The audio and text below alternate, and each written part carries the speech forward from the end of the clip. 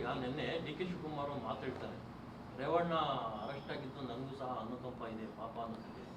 ಹಿಂಗಾಗಿ ಮಾತಾಡ್ತಾರೆ, ಅಂಥ ದೊಡ್ಡ ಕುಟುಂಬಕ್ಕೆ ಈ ಥರ ಆಗ್ಬಾರ್ದಾಯ್ತು. ಅದು ಇನ್ಸಲ್ಟ್ ಮಾಡೋಕ್ಕೆ, ಆ ಕಿಂಡ್ಲ್ ಮಾಡೋಕ್ಕೆ ಹಂಗೆ ಹೇಳ್ತಾ ಇರೋದು ಅಷ್ಟೇ. ಪ್ರಾಮಾಣಿಕವಾಗಲ್ಲ. ಅವ್ರು ಖುಷಿ ಪಟ್ಟಿದ್ದಾರೆ. ರೇವಣ್ಣ ಹೋದಾಗ ಭಾಳ ಖುಷಿ ಪಟ್ಟಿರೋರು ಅಂದರೆ ಕಾಂಗ್ರೆಸ್ ಅವರೇ. ಅವ್ರು ಕಿಂಡ್ಲ್ ಮಾಡೋಕ್ಕೆ ಈ ಥರದ್ದೆಲ್ಲ ಹೇಳಿಕೆಗಳನ್ನು ಕೊಡ್ತಾರೆ ಅಷ್ಟೇ. ಅದರಿಂದ ಕಾಂಗ್ರೆಸ್ ಅವರು ಒಂದು ರೀತಿ ಈ ಪ್ರಕರಣದಲ್ಲಿ ಅವರ ರಾಜಕೀಯದ ಬೇಳೆ ಬಯಸ್ಕೊಳಕ್ಕೋಸ್ಕರ ಕೇಂದ್ರದ ಕಾಂಗ್ರೆಸ್ ನಾಯಕರ ಒಂದು ಟೀಮ್ ಮಾಡಿಕೊಂಡು ವ್ಯವಸ್ಥಿತವಾದಂಥ ಸಂಚನ್ನು ಮಾಡ್ತಾಯಿದ್ದಾರೆ. ಇದೊಂದು ಸಂಚು. ಮತ್ತು ಯಾಕೆ ರೇವಣ್ಣ ಅವ್ರಿಗೆ ಇಮಿಡಿಯೇಟ್ ಬೇಲ್ ಆಯಿತು?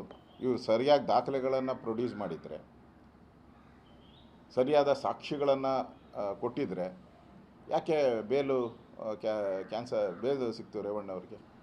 ಇದರಿಂದ ಸ್ಪಷ್ಟವಾಗಿ ಗೊತ್ತಾಗುತ್ತೆ. ಆತುರವಾಗಿ ಚುನಾವಣೆಗೋಸ್ಕರ, ಚುನಾವಣೆ ಇದೆ ಬೇಗ ಅರೆಸ್ಟ್ ಮಾಡಿದ್ರೆ ಅದರಿಂದ ಏನೋ ನನಗೆ ಬೆನಿಫಿಟ್ ಸಿಗ್ಬೋದು ಅಂತೇಳಿ ಮಾಡಿದ್ದಾರೆ ಅಷ್ಟೆ.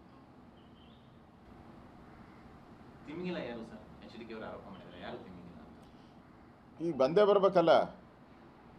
ತಿಮಿಂಗಿಲ ಸಮುದ್ರದಲ್ಲಿ ಇದ್ರೂ ಕೂಡ ಒಂದಲ್ಲ ಒಂದು ಸರಿ ಆಕ್ಸಿಜನ್ಗೋಸ್ಕರ ಮೇಲೆ ಬಂದೇ ಬರ್ತೈತಲ್ಲ, ಅವಾಗ ಗೊತ್ತಾಗ್ತೈತೆ.